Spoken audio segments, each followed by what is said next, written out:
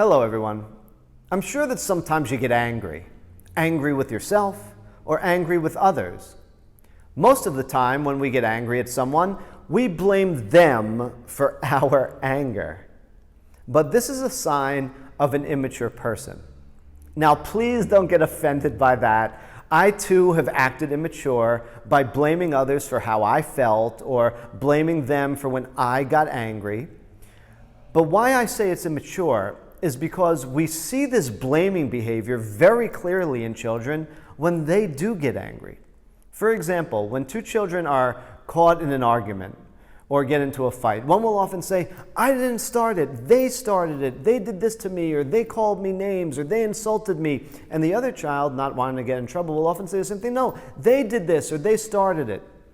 We hope this childish and immature behavior would change as the person becomes an adult, but often it doesn't. Often as adults, we go living and being still run by childish programs.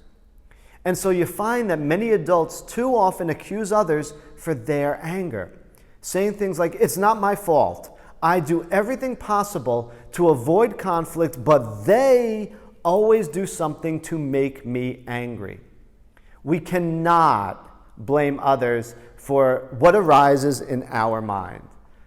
The first step to fully understanding anger is to totally divorce the other person from any responsibility for our anger. Instead, we need to shine the light of mindfulness and consciousness on our thoughts, our feelings, and our needs. We become angry because of our own thinking, not what the other person did. The person might be a stimulus, but not the cause of the anger itself. But what do? We think it's the other person who made us angry. So it's easy to fall into this trap of believing our own stories, talking ourselves into it's their fault. You know, it's hard to really see through our anger too, because when this energy, and that's all anger is, it's an emotional energy that arises within us, it shakes us to the core. It's like a volcanic eruption. The anger energy begins to arise and then it erupts, pulling us with it, sometimes into fits of rage. And it takes mindfulness to truly penetrate through that anger, center ourselves in those moments to see its cause, because often we're, as they say, blinded by anger. We don't see clearly. We aren't thinking clearly in moments of anger. But like everything else, anger arises not independently, but rather dependently due to causes. Marshall Rosenberg, the author of Nonviolent Communication in his book, states that once we identify that our thinking is the cause, we must identify that this thinking is due to an expression of an unmet need. We alone are responsible for our feelings. Other people can't make us feel anything. We cannot make other people feel as they do. We are responsible for how we take things. Others are responsible for how they take things. For example, let's say someone said to me, Anthony, your talks are on such boring topics. Now, in this moment, I have a choice. There is always a choice. In every second, we have choices. And I could take this statement as, I'm a boring person. Now, this isn't really what they said. They said the topics are boring. Yet I'm taking and making a choice to interpret their statement and take this as them meaning I am a boring person. And so I could begin to feel sad, or I could feel shame because of that. But it's not what they said that made me feel the shame. It's how I chose to interpret it. It's how I chose to take it. I chose to believe it to mean I am boring. And so I am the one responsible for how I take it, and I am the one responsible for how I feel. The other is responsible for what they said and how or the way that they said it. But again, there's always a choice in the matter. And so maybe instead of choosing to take it as I'm boring, let's say I interpret it and I think about what they said, and then I think and choose to say, well, that was such a rude thing for them to say, and they had no right. And now my thinking and my interpretation is causing me to feel angry. Once again, I am the one responsible for how I took it and how I felt. They are responsible for what they did and how they said it. But it's not them that actually made me feel angry.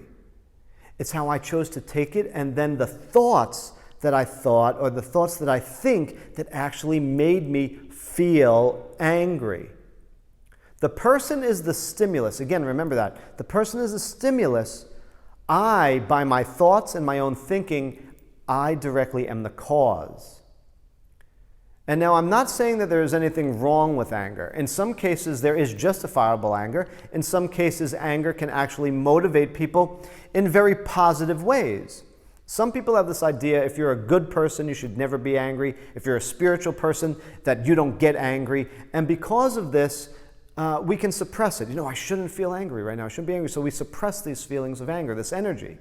But read through the Gospels, and you will find evidence of moments when Jesus himself became angry.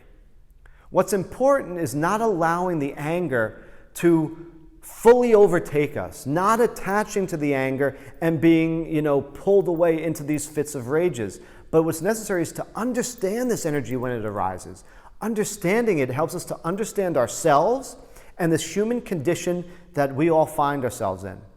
There's even a quote by the Buddha which goes, "Holding on to anger is like grasping a hot coal with the intent of throwing it at someone else, yet you are the one who gets burned."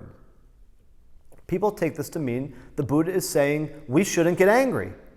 But if you look clearly, the teaching isn't saying anger is the problem, but rather the holding on to anger. That is the problem, the attachment. Being mindful of our anger, being this energy, understanding this energy, noticing it and how it feels when it arises, can help us to actually clearly see what needs in our lives aren't being met, and therefore allow us to begin to work with these things, see where we feel insecure, what we do with the anger, how we respond when this energy arises. That is what is the most important, how we choose, what we choose to think. So how can we work with this? Well, one, remember that the other person is never the cause. They're not the cause of our anger. They are a stimulus. So when you feel yourself getting angry, think about, what this stimulus is. Or, sometimes it's hard in the moment, but after the moment, when the anger occurred, and maybe you can go back and think about what happened a little bit of a calmer head. Later, think about and write down what the stimulus was or is. And then ask yourself, what was I telling myself? Or what was I thinking that made me feel angry? Also ask yourself, what need of mine wasn't being met in that moment?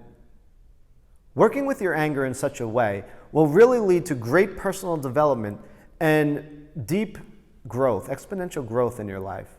But it will take patience and it will take practice. But I guarantee if you put in the time and effort, it's really worth the reward. I thank you all for your time and attention. I hope that each and every one of your days is filled with an abundance of love, happiness, and peace.